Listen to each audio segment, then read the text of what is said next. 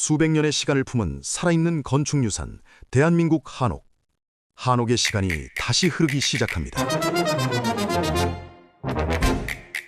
전통과 현대를 잇는 대한민국의 집으로 지금 이 순간에도 진화하는 K한옥. K컬처 공간문화의 정점이자 머무는 순간 경험이 되는 확장형 건축 IP. 집을 넘어 우리의 역사와 문화가 깃든 K건축 한옥. 그 모든 것. Part 4. 전 세계를 사로잡은 K건축의 필살기.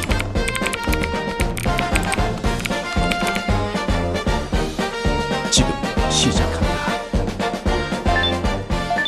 제가 이제 영국 대사를 했잖아요. 네. 그러니까 영국 있어 보니까 이제 한옥이라는 것도 중요한데 좀 스토리를 입히는 게 중요하더라고요. 아, 스토리텔링.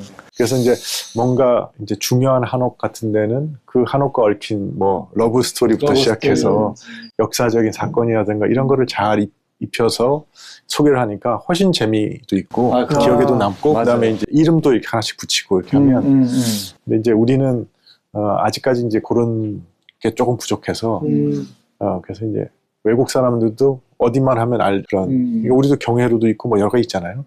근데 거기에 얽힌 스토리도 만들고 드라마 같은 거 재밌게 해서 세계 사람들 다 알면 이제 여기가 거기였어 이렇게 하고 예. 의원님 말씀대로 그 스토리텔링이 되게 중요한데 제가 이제 벨기에 갔을 때 오줌 누는 꼬마 아이 있잖아요. 영화에서 보던 그 그림 좀 그렇게 딱 봤는데 너무 작고 별 볼품이 없는 거예요. 실제로 보니까요. 네. 근데 실제로 그게 너무나 유명한 관광지가 된 거예요. 동전을 던지고 이러면 이제 어떤 그 똑같이 스토리텔링이 있는 거예요. 사랑이 이루어진다. 그쵸. 그런 또 스토리가 있어가지고 많이들 찾아뵙더라고요. 우리가 뭐 5,000년 유구한 역사라 그러니까 네. 얼마나 스토리가 많겠습니까? 너무 많죠. 그런 걸 이렇게 개발하고 발굴해서 스토리로 그 외국 사람들이 알리면 엄청난 관광 자원이 될 것 같아요. 맞아요. 맞습니다. 정말 좋은 말씀이십니다. 보존과 또 관리가 너무 중요한 것 같아요. 너무 중요한데 이 전통 건축 보존 정책에서 지금 가장 필요한 정책이나 또는 지원 이런 것들이 필요하거든요.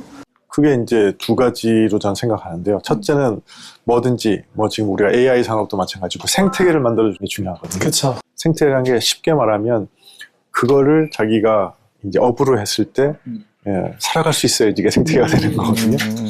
가령 예를 들어 한옥도 제일 중요한 게 이 한옥 기술을 가진 장인분들이 살아갈 수 있는 게 사회가 돼야 되는 건데 그러려면 이제 그 수요를 만들고 그다음에 그 수요에 따라서 이제 이분들이 장인으로 커가는 교육도 받고 그다음에 그렇게 해서 이제 장인이 됐을 때는 또 이제 열심히 일한 대가를 잘 받을 수 있는 잘 짜서 생태계를 만들 수 있는 걸 이제 법안 같은 걸로 하나 하면 좋을 것 같고요.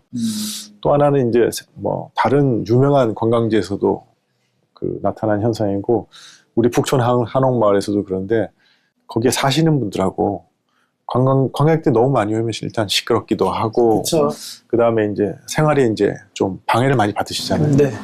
그런 걸 갖다 어떻게 보상할 수 있는 방법 아니면 뭐 관광객 수 일정 정도로 뭐 제한한다든가 이렇게 해서 다른 유명 관광지에서도 많이 하거든요.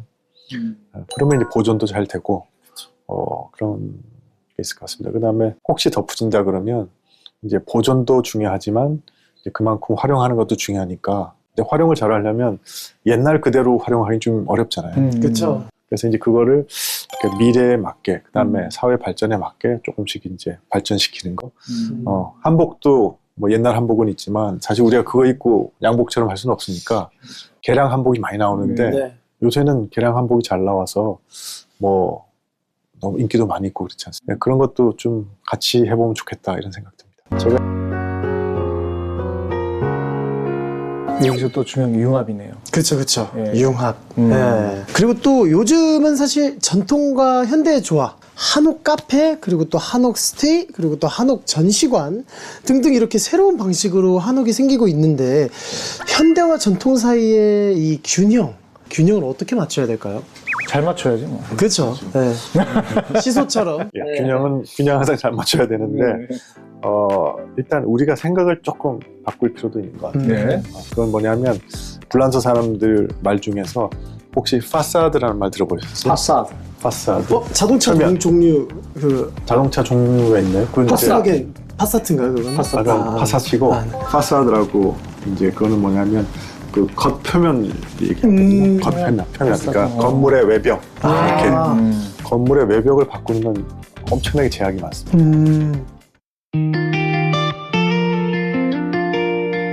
근데 그 대신에 건물의 내부에 이 리노베이션하고 이런 거는 상당히 좀 많이 할 수가 있어요.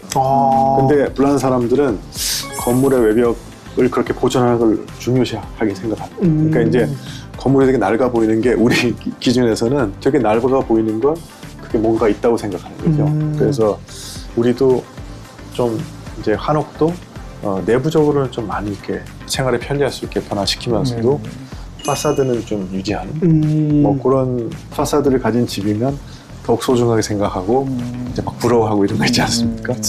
그런 분위기가 되면 우리나라는 너무 이렇게 아파트를 좋아하셔서 지금보다는 한옥이 이제 훨씬 유행할 수 있지 않을까? 그쵸. 네.